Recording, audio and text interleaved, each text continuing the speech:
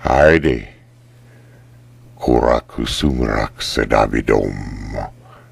Come on, step into the twilight with David.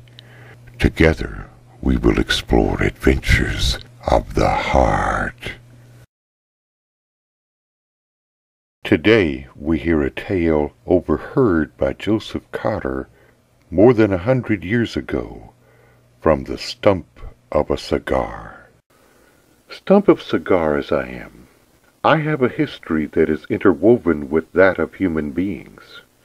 When I was in the form of seed, I was safely housed in a nice glass jar in a large seed store. For some reason or other, I was given the best shelf in the show window. One day a beautiful young lady came into the store and priced me. "Why," said the clerk, "that is—" "Never mind," said she, "what it is. I simply want to know the price." He told her, she paid it, and bore me off gracefully. "Ah," said I to myself, "I shall never again see the young man who comes in every day and stops opposite the show window." One windy day, as he stood in his usual place, a lady's hat came rolling along the pavement. What immediately followed, this will be told further on. As I said before, the lady bore me off gracefully. It was night when she entered her well-lit apartment. She will examine me, thought I, and sniff me. Then how I will worship the tears that fall from her eyes. However, I received no such attention as I had anticipated, for the young lady simply placed me in the center of a large table, sounded a bell, and began to talk as if addressing someone present. "You were there, weren't you? You will take me at my word, will you? Let's see. This is how it will go." She then walked to the middle of the floor and acted out a little play that will be given further on. As she finished, she turned to a young woman who was standing in the door and said harshly, "What do you want?" "The bell sounded," replied the young woman. "That was not for you," said she. "That was for the devil." She threw a glass at the young woman and left the room. Several times during the night I heard her say, "That was not for you, it was for the devil." At 8 the next morning the servants put breakfast on the table, leaving me still in the middle. At 10 minutes past 8, my mistress, whom I shall call Ladybug, came into the room and addressed a little speech to me that I did not understand until matters grew much more serious. You could not understand it at this point, so it will not be given now.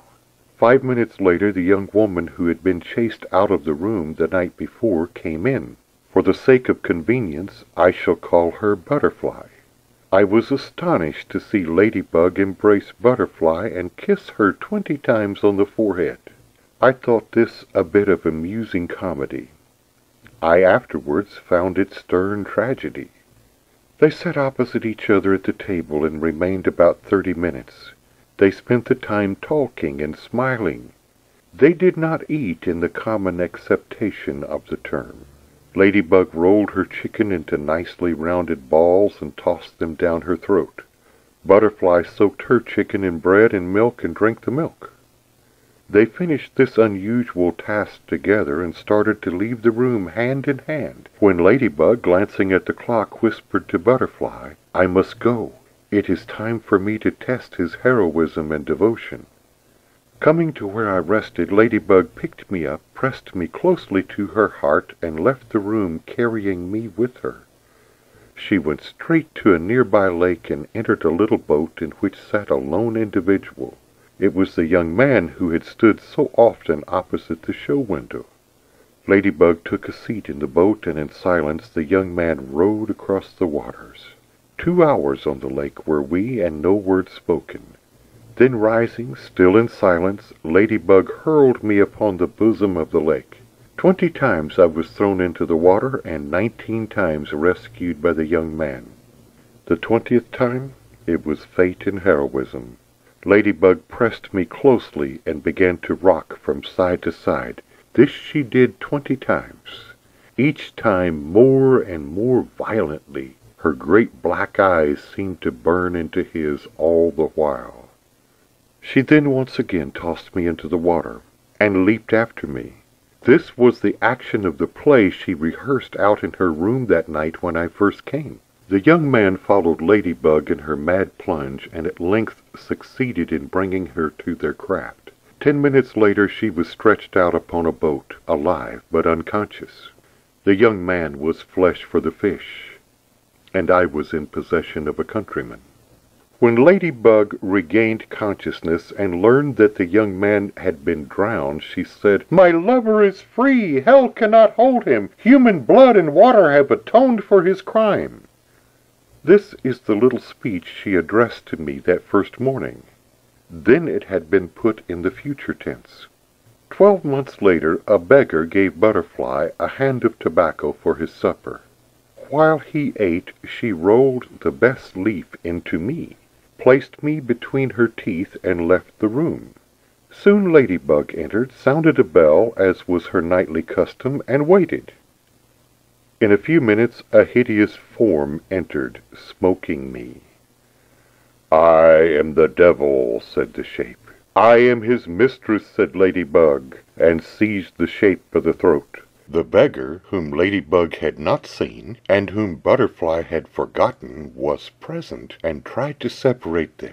In so doing he caused me to get entangled in the laces worn by the woman, communicating my fire to the flimsy garments. Now the hideous form was Butterfly. Soon the clothing of both was ablaze, when they were darting about the room, the beggar trying to help first one and then the other. Both fell across the piano about the same time and began to reach out as if to clamber from the flames. In this way they played, as it were, their own dirge. When the sound ceased, they were dead. A mystery? Yes. No. On the morning of the wedding day, a groom-to-be sailed out upon the lake. Said he to himself, "Christian people say that he who provides not for his household is worse than an infidel, and that a millstone had better be placed about his neck and be sunk into the sea. What have I for wife and children? Prosperity has passed me by. Friends are not friends. Fate is my executioner." 3 days after this his body was recovered and buried. The preacher said to the people, "Suicide is an unpardonable sin. The young man, therefore, who was of noble birth and parentage, who was chaste in life and honorable in business, is in hell." Ladybug, the dead man's fiancée, believed the rash-judging preacher. She soon lost her reason. Then came upon her the hallucinations that wrought the other tragedy.